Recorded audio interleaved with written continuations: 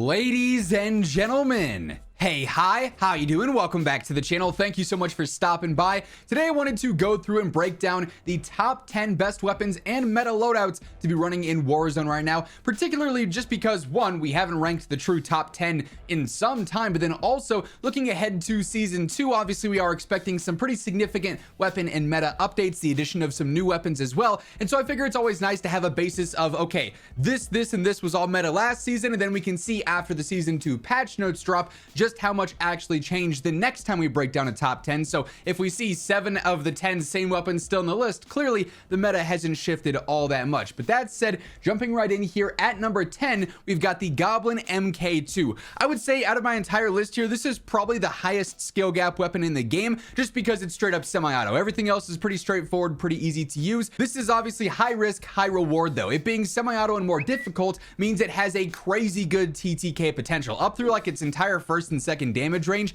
this thing is one of the best TTKs in the entire game.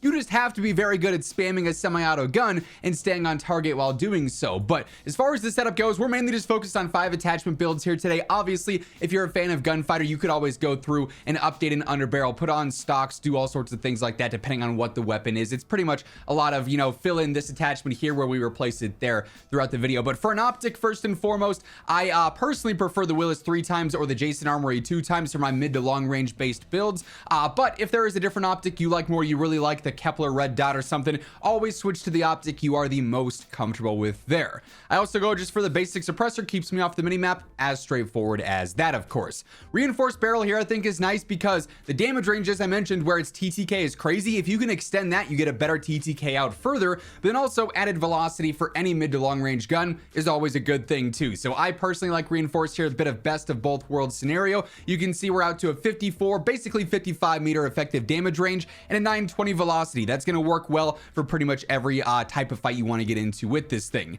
Extended 2 here I think is great. It's a 40 round mag size, and of course because it's semi-auto, you can just easily choose how fast you're going to be burning through those 40 rounds. It's not like it's going to sneak up on you. You know exactly how fast you're firing. And then here I also love using rapid fire because it doesn't actually hurt your velocity and range like it does on a lot of other guns. It just hurts your control, but you speed up that TTK even more, that TTK potential, by obviously having a faster fire rate. So that makes that even more effective there. So definitely a higher skill gap weapon, but it's also insanely good. Next up at number 9, I've got the Frostline. This is the more aggressive of the ideal snipers here, a little bit more ideal for quick scoping and just playing more snappy and fast paced like that. It can one shot out to a pretty decent range, has a decently fast ADS speed as well. Of course, it's a Black Ops 6 sniper, so in terms of like behavior and feel, it just is a little bit more consistent than some of what we have between MW2 and MW3. So here again, I'm just going for the basic suppressor first and foremost, just simply to stay off the radar when I'm firing, add that stealth factor to the setup. Long barrel is going to be the most important thing here for any sniper to get that better damage range for the one-shot headshot. When you throw this on there, you end up extending this out to 73 meters. So that's going to be viable for a lot of gunfights, whether you're fighting on big map or especially Resurgence. That's going to cover a lot of ground there for that one-shot headshot potential. Extended mag 1 just works here. Might as well upgrade it to 7. I don't really feel the need for a different scope, but if you wanted a better optic, you could switch out extended mag 1 for that. If you wanted a stock pad, you could use one of these, although it's not going to do too much for you, or even with a general stock here, if you wanted like some better movement, maybe a little bit better flinch resistance, you could always test around and see what works well for you there. But I like the extra ammo. It is always convenient to not have to reload. Quick draw riser, obviously helping out that ADS speed. That's very important there. We're down to a 465, which is decently snappy, all things considered. Then lastly, overpressured ammo, just to extend our velocity out. We get up over 1,000 with that. So the hit scan range, the bullet drop is going to be super forgiving there as well. So it's a very straightforward and pretty easy sniper to use. And like I said, decently aggressive when compared to other main one-shot snipers. And then right next to that at number 8, I've got the LR762. This one just has a slightly further one-shot range. It's a little bit slower, but in terms of a heavier one-shot sniper, this just seems a little bit more ideal and well-rounded across the board. But that's really a preference thing. If you like aggressive sniping more, maybe the Frostline flips up and it's in the number 8 spot versus number 9, right? Either way, these are the two best snipers in my opinion in the game right now in terms of just overall feel, reliability, everything going on there. And it's basically going to be the exact same setup here too. So suppressor to stay off the radar, long long barrel in this case extends the range out to almost 86 meters for that one-shot headshot, so that's phenomenal. Of course, I also got extended one on there. Quick draw rear grip, so the ADS here is going to be 520. Like I said, a little bit slower than the Frostline, but also you get about 10 meters extra on that one-shot headshot range. And then overpressured ammo, the velocity here is again just over 1058. So you are again met with a very predictable, easy to use sniper that's going to one-shot out to a great distance and still feel very consistent. Now at number 7, a bit of a change of pace from the BO6 guns. We actually have our lone MW3 gun on the list here in the MCW conversion kit. This is predominantly meant for sniper support, or like as an SMG replacement, if you will, because of the close range TTK. This thing absolutely rips. It's one of the best TTKs in the entire game in its first and second damage ranges, which actually have some decent range to them as well. So this is phenomenal for that style of play. You know, you pair this with an LR762 or Frostline, whatever, it's going to feel absolutely great on that general loadout here. Not a huge fan of the irons. I do really like the Night Model 2023 though, so I opt for that. Again though, if there's a different optic, feel free to go ahead and run that if you like a different one more. Spirit Fire Suppressor here will help out obviously with that velocity and that damage range, extending that out some. We get almost a 22 meter effective damage range, which is great for sniper support and everything. Then also a 547 velocity is all right. It's not going to be phenomenal, but still you know, usable for sure. You'll absolutely, you know, spend some time getting used to it, but it still works for a lot of the fights you're going to be taking there. 40 round extended mag is going to be the max here, so you're pretty much stuck with that. It works well. It's not too heavy, not too slow, but unfortunately it's no 50 or 60 like ideally what you'd want to have there. I also really like the cutthroat stock on here too, helping out with strafe, general movement speed, aim walking steadiness as well. So in general, it just makes the gun even more aggressive, but then also more consistent at the same time. Then lastly here, of course, obviously you've got the Jack Raven kit on there, which is the main component of this entire setup. So that one's a bit more obvious, of course, but yeah, the MCW conversion still frying. Nice to see it followed up a year of dominance in MW3 Warzone and is continuing it here in Black Ops 6 Warzone. Now at number 6, I've got the AK-74. This is one of the strongest guns flat out in the entire game. This thing's TTK over all ranges is phenomenal. It is a little bit more difficult to use just because of the control here. There's definitely more noticeable recoil on the AK-74 when you compare it to several other options that are going to be on this list here, but at the end of the day, it's not unusable. You can absolutely spend some time mastering the recoil pattern. Since it is predictable, you can memorize where it's going to bounce and make it relatively low recoil just with more effort than other guns, right? But you land your shots with this thing, very few other guns are going to be able to outclass it, outgun it in any capacity. So here, Jason Armory 2 times just to switch things up. If you like the Willis, if you like something else, of course, go ahead, run that. Basic suppressor yet again to stay off the radar. If you want max control here though, you absolutely could use a compensator or a ported compensator here to get a little bit more recoil control out of that, if you're okay with staying on the radar, of course. Reinforced barrel here I think works well, a little bit of range, a little bit of velocity. That said, if you ever are just trying to focus on one of those versus the other, if you only care about range, if you only care about velocity, or if you're doing something like gunfighter and adding overpressured ammo onto the end, you could just use long barrel and get even more of both of those in that case, right? But I like the mix and match of each of these. You're up to a 996 velocity, which is just fine, a 64 meter effective damage range, which is fantastic as well. Obviously vertical foregrip on here to help out with that horizontal recoil, make the weapon even more predictable and easy to use. Then extended 2 here works fine. That's a 50 round with this you know, fire rate. I don't really find myself running through ammo like crazy with this, but if you wanted to upgrade to 3, it's just 10 extra bullets. That's never a bad idea either, just a matter of preference. 2 works just fine for me, but I understand with a want for 60 in some cases too. But yeah, the AK-74 feels insanely dominant. By the way, as we are breaking down all the weapons and setups here today, if you enjoy the video, you find the information helpful, a like rating is always seriously appreciated. It really does help grow the channel and share the video around to new viewers. And if you happen to be one of those new viewers, or perhaps you have not subscribed yet, we should change that. Every single day, this is the place to be to stay up to date with news, updates, patch notes, meta breakdowns, everything going on in COD is right here. So feel free to hit that subscribe button and turn on those post notifications. Now at number 5, I've got the Kompakt. This thing just shreds up close. It's just extremely limited to being up close, up in their face, like within the first damage range or so. It's insanely good. Beyond that, it falls off a little bit, and that's why it's only at number 5 as opposed to 4, 3, 2, 1. But it's still a fantastic SMG. I love the overall feel of this thing. It is a spray and pray SMG. It is absolutely going to rip up close because of the insane fire rate. Because of that, you got to be careful of your ammo and your accuracy though. So like in this case, typically where I'd use a suppressor, I use a compensator. I want to make the most out of every shot because if I don't and I miss, I'm running out of ammo very, very quickly with this thing. So compensator for better control helps me stay on target a bit more. Ranger foregrip is going to add in some horizontal control, but then also some sprinting movement speed as well. So I'm staying aggressive there, but the gun is also a little bit easier to use, of course.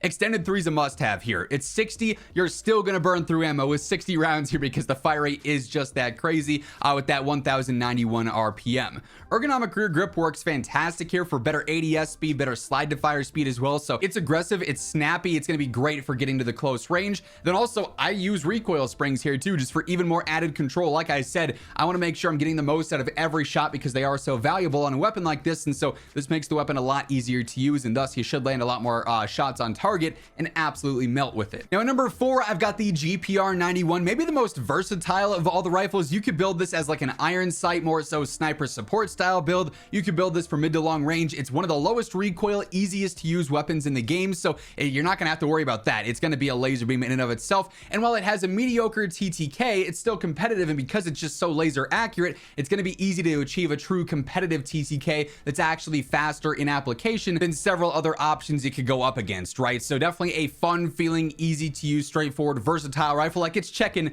every single box that it needs to here. Again, I'm going for the Jason Armory 2 times on this build for mid to long range. Like I said though, even an iron sight build here would work great if you care more about sniper support. Suppressor to stay off the radar here. I actually just straight up go for gain twist in this case. This is another gun that with gunfighter could be fantastic. You could run long barrel and then over pressured if you wanted to, and sort of double dip there on range and velocity, but without gain twist on here, you get like a 780 velocity by default. That's just not fantastic. Now it's up over 1,000, so that hit scan range is going to be great. The hit reg feel is going to be better because of that. Ranger foregrip, because this is easier to use, you get some control, but then also some movement back as well, so you're still staying aggressive with this, and I like that a lot. Then extended 2 here is going to be a 60, and of course that's going to work fine for all squad sizes. Again though, if you wanted to upgrade a gunfighter, put on a stock like the balanced one, put on over pressured ammo, then double dip with the long barrel, and then even maybe throw in a rear grip like ergonomic, you'd have a super aggressive, just really well-rounded rifle that would work great too. But even with 5 attachments, this thing feels awesome. Hey everyone, start 2025 off right, feeling hydrated and energized with the help of G Fuel. If you're looking for that extra boost or just simply wanting to stay hydrated, G Fuel has so many different flavor options. They've got their standard energy formula, they've got their hydration formula, they've also got their cans as well, so a little bit of something for everyone. And if you're ever looking to pick up something from the G Fuel site, code Immortal gets you a 20 to 30% off discount on basically everything, so the link for that will be down in the description below. Now taking home the bronze medal in this list, at number 3, PP919. Maybe the easiest SMG to use across the board. This thing is so forgiving with its large default base magazine, so you don't have to waste an attachment there. Its recoil is super straightforward, clean iron sights. I love this thing. Fantastic damage range as well, so it could work for sniper support. It's probably my favorite feeling SMG in the entire game, if I'm being honest. So here again, basic suppressor, don't really need a compensator or anything just because it's so straightforward, so might as well stay off the radar. Long barrel's going to extend that damage range out even more. You have a 540 velocity, so again, this could be a situation where if you wanted to use maybe reinforced barrel, get a little bit of both, or simply gain twist just for velocity, you could, but 540 velo is going to work great in a lot of SMG style engagements. Plus the damage range is now out to 17 meters, which is fantastic there. Ergonomic rear grip yet again for that better ADS, slide to fire and dive to fire speed, so it's snappy and aggressive. 200 millisecond ADS is decent for that. 150 for that slide to fire is feeling good too. It already has a default of a 160 for sprint to fire as is. I like the balanced stock here, better general strafe, better movement, better ADS strafe as well, so just making it a lot more snappy and aggressive there across the board. And then really I don't feel a need for a magazine here, an optic here, a laser here, so I go for a fire mod. You could use overpressured if you wanted to get some better velocity out of that, but I also like the accuracy of recoil springs as well, especially as you venture into like the sniper support territory. Just keeps you accurate, right, which is never a bad thing here, and there's no cons to that, of course, so might as well get some free recoil control out of there. Really like the feel of the Bison. Like I said, probably my favorite SMG right now. Now at number 2, no surprises here, the Jackal PDW. Pretty much been the best SMG in the game, the best close range gun in the game since launch. Hasn't really changed much, of course. Easy to use, clean irons, fantastic TTK. It's doing everything pretty much at the peak here in terms of a close range meta gun. Here, basic suppressor to keep me off the radar. Same deal going on with the barrels in this case, like long barrel extending out that damage range up to just under there, 14. That's going to be fantastic. The velocity only 530 here, but that's going to be still hit scan in a lot of SMG based fights, so not a huge worry there. If you wanted to mess around with reinforced, get a little bit of both, never a bad idea either there. Ranger foregrip yet again keeps it easy to use, but then also some sprinting movement speed, so best of both worlds there, control and movement. Absolutely love that. Extended 2 in this case, 50 rounds will work fine at this fire rate. Then I really like the feel of balanced stock yet again for all the movement benefits that you know, adds to the weapon as well. So pretty straightforward SMG setup here, but if it ain't broke, don't fix it. This thing is frying, and it has been since day one. And then lastly here, surprise, surprise, at number 1, the XM4. There's a bunch of different ways to build this. With 5 attachments, it's gonna feel great. With 8 attachments, it's gonna feel phenomenal. There's really no wrong setup here. Like, this thing is the most well-rounded weapon in the game because of one specific attachment in the buffer weight stock. It's the easiest weapon to use in the game. Basically no recoil. You could fry with this thing at 50, 60, 70, 80, 90 meters. You're gonna stay on target, you're gonna stay accurate, and because of that, it's gonna have a better realistic TTK than pretty much every other long-range gun in the game. So obviously, we got buffer weight on there. Extended 3, 100 rounds. It's not gonna be painfully slow, so you might as well run it, right? More ammo, the merrier here. We got the gain twist barrel extending out that velocity sum up over 1100, so that hit scan range is phenomenal as well. It already has a decent effective damage range. Once more, if you were going for a gunfighter build, I'd put on long barrel and then put on overpressure to ammo there, and then you get the double dip there. I'd probably throw on an underbarrel in that case too for even more control if you wanted. But then even without that, you don't need that on 5 attachments because of buffer weight, because it's just so easy.